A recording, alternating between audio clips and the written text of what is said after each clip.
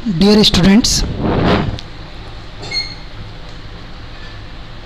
today we will discuss theory of directing effects.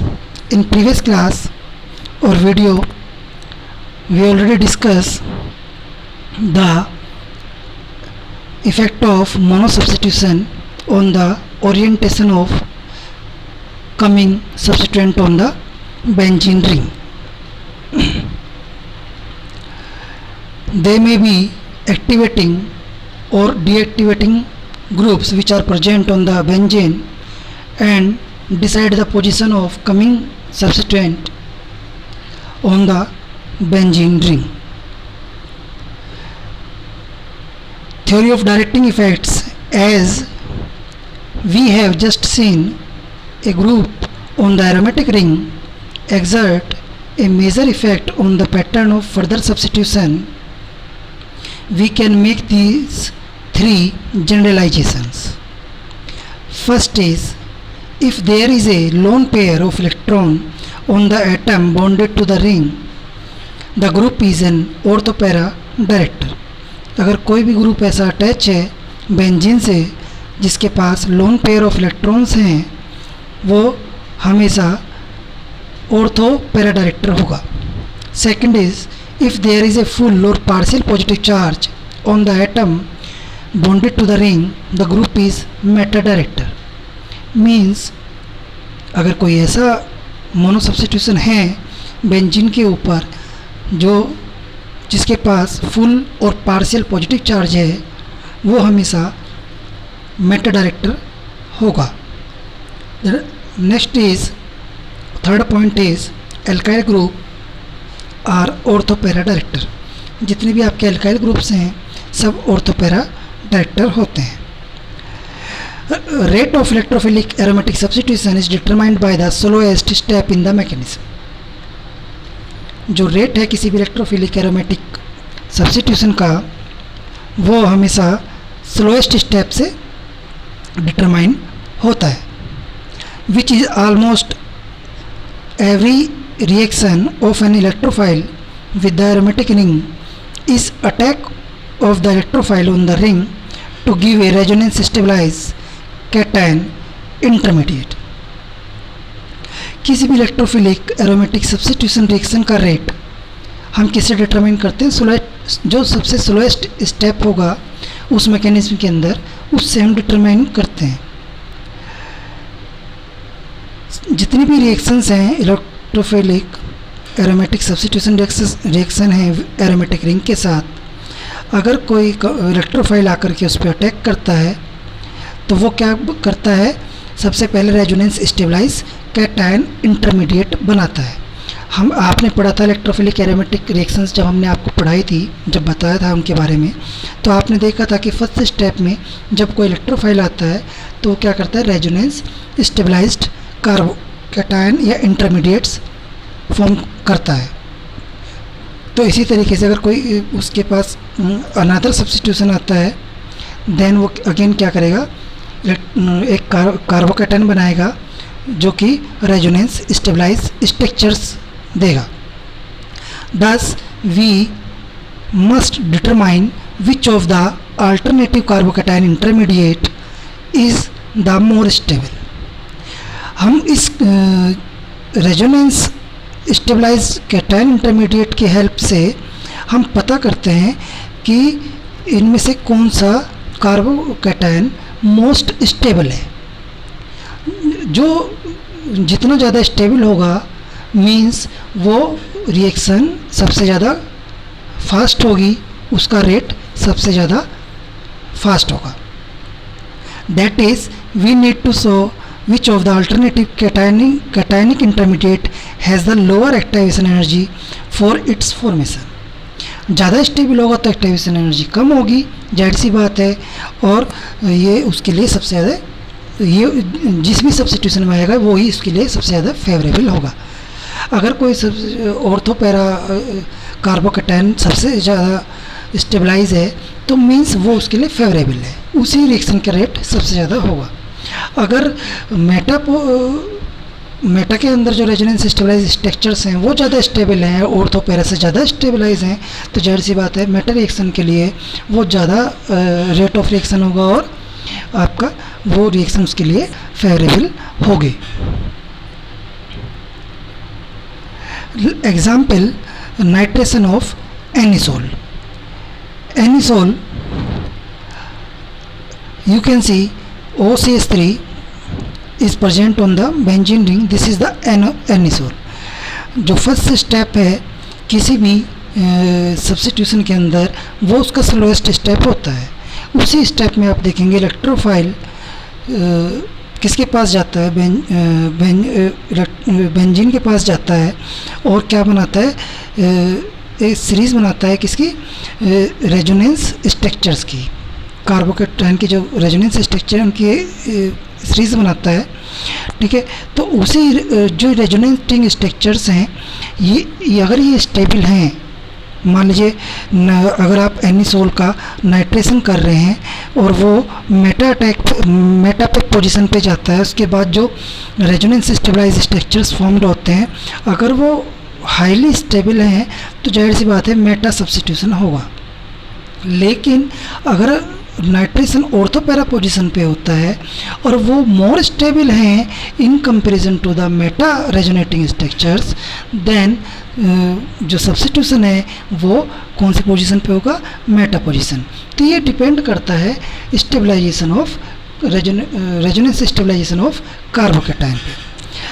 तो nitration of anisole में क्या है, the rate determining step in nitration is reaction of the nitronium ion with the aromatic ring to produce a resonance stabilized carbon cation intermediates.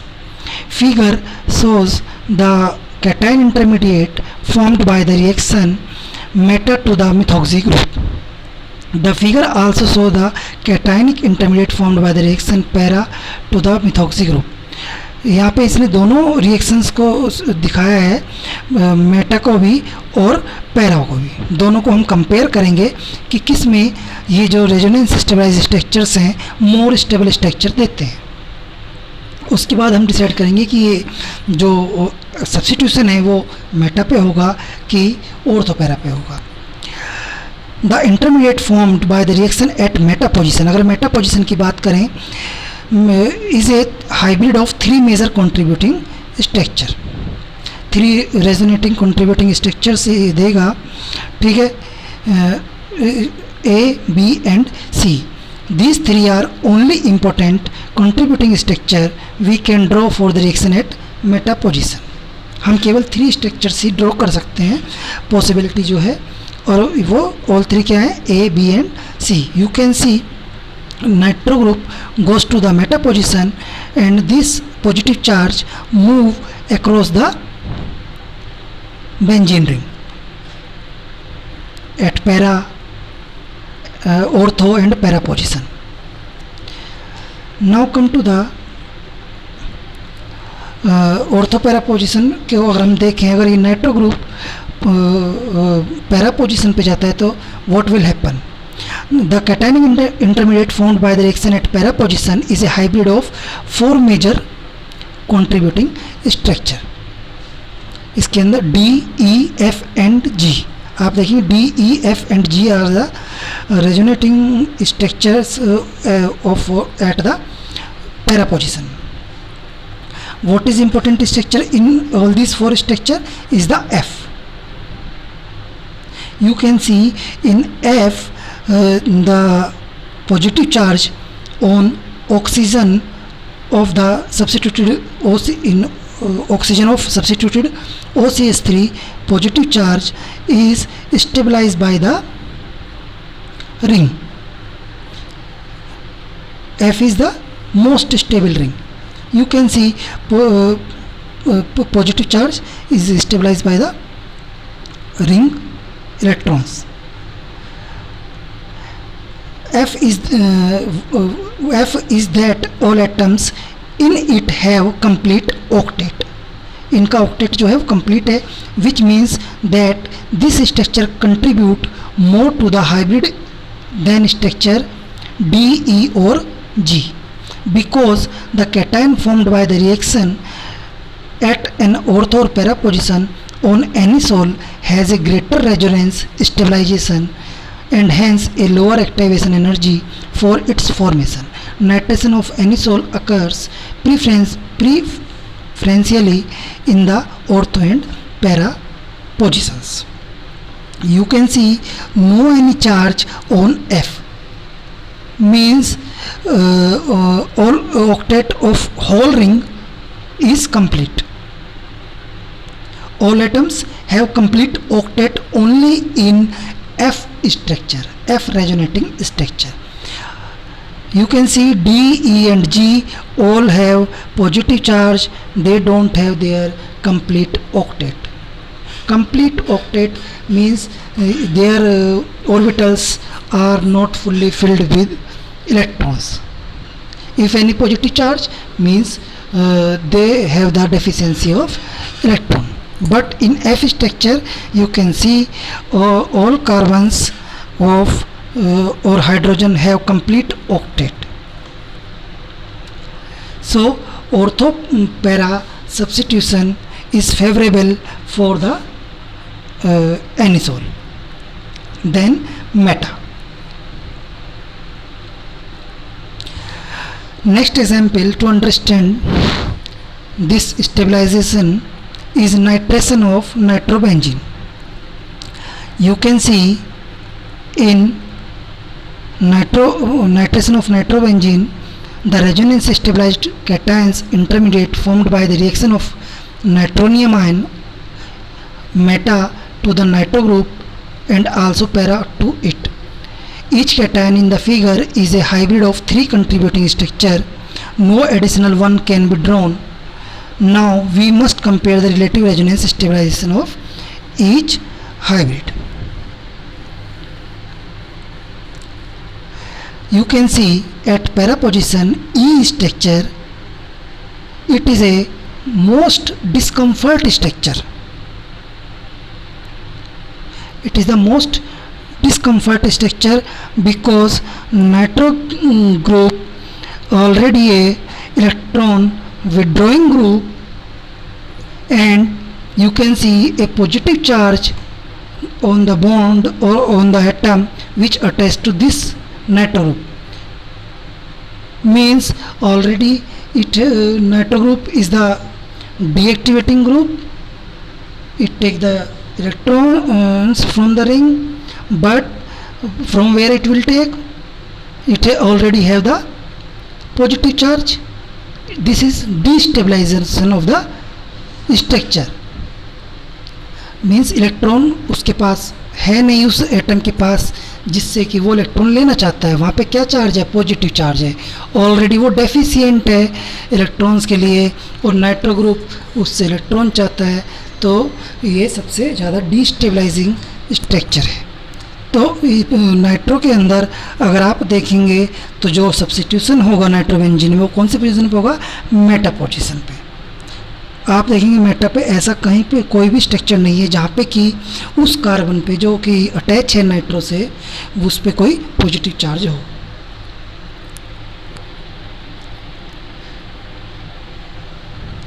We can understand this nitro group in by the structure of this nitrobenzene.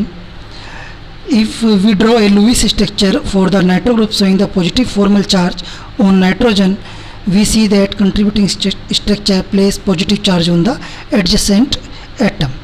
Nitrogen already have the positive charge and the attached carbon of the ring also have the positive charge.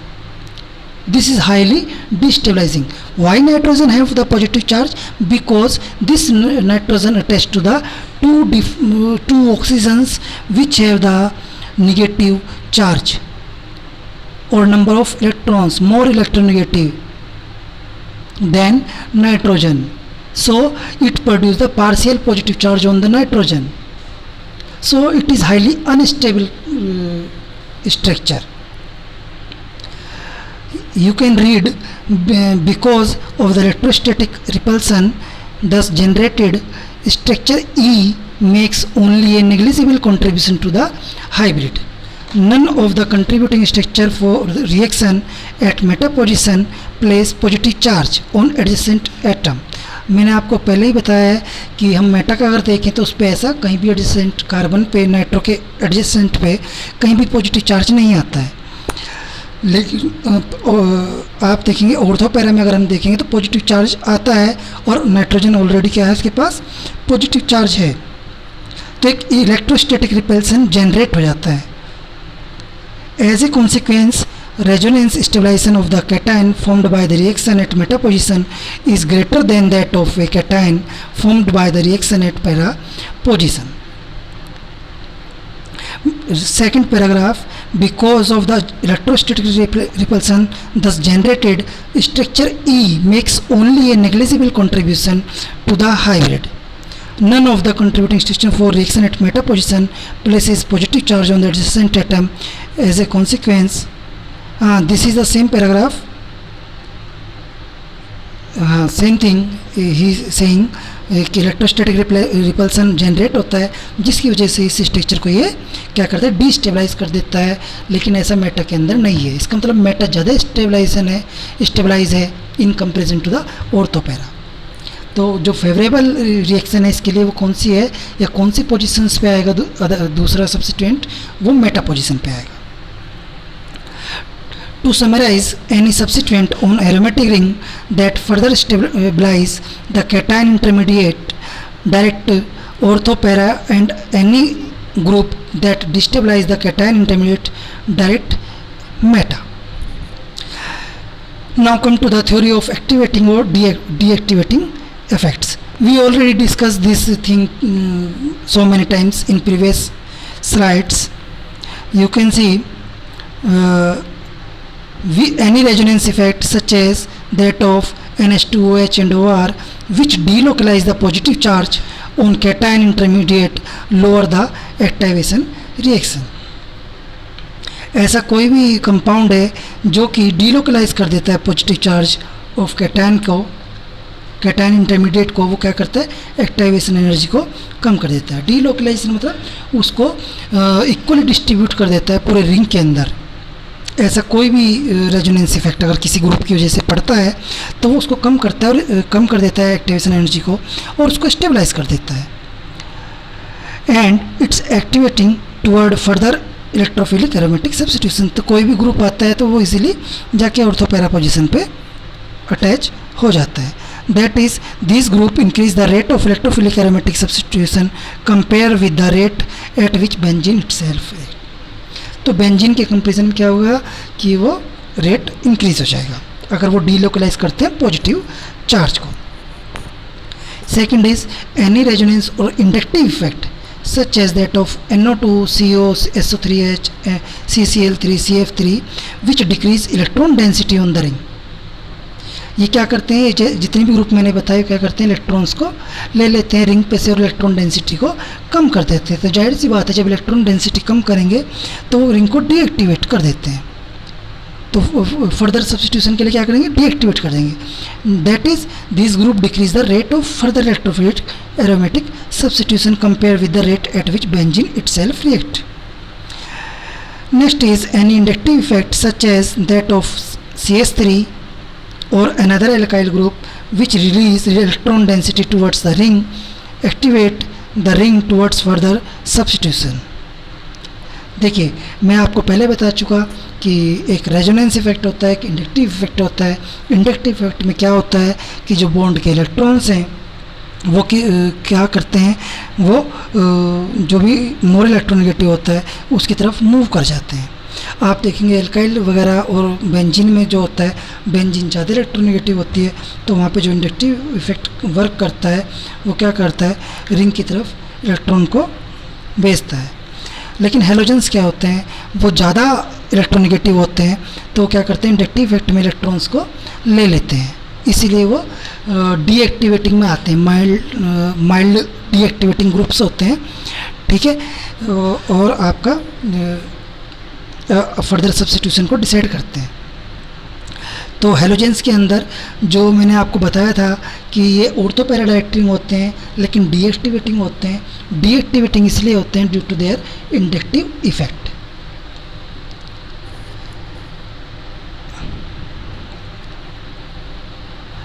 In next class, we will discuss the case of halogens, or why these are mildly deactivating but orthoparade acting. We will discuss in next class. Thank you.